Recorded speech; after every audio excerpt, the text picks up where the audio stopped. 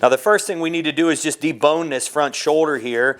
And I'm not going to get too detailed about that. If you want to get more information about deboning, you can jump on over to our website, and that's at loveofthehunt.tv. And we've got some complete segments over there that show this deboning kind of in slow motion, so you can kind of check it all out and figure out exactly how we're doing each and every part of the deboning here. We're going to come right up through here to this front shoulder. We want to try to keep this boneless English roast, which is kind of right in here on the animal. We want to try to keep that as intact as possible.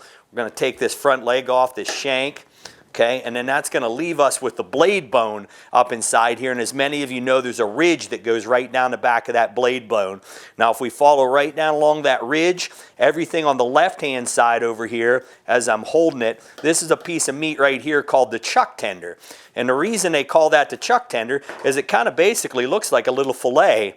And way back in the day, the old butchers would actually sell you that as a fillet if they thought you didn't know what you were looking at. Now, on the opposite side over here, this is the larger side of the plate bone. We're going to peel that back just like that. And this is actually called the top blade. And many of you have probably seen that in a grocery store. So now, before we take this all apart, we're going to lean this up and just clean right down along the back side of that blade bone.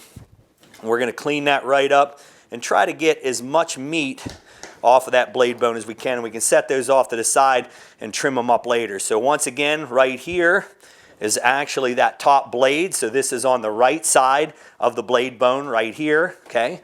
And then this is the chuck tender, which came off the left side of this one. Now, if you had the opposite front shoulder, it would be exactly the opposite direction because the smaller side would be over here. So anyway, but there you have it. So that's your chuck tender. It comes off the small side of the blade bone, and then your top blade comes off of the larger side of the blade bone. And then right up in here, the biggest muscle that you can find on the back side of that shank, right in here, see that right there is going to be called your boneless English.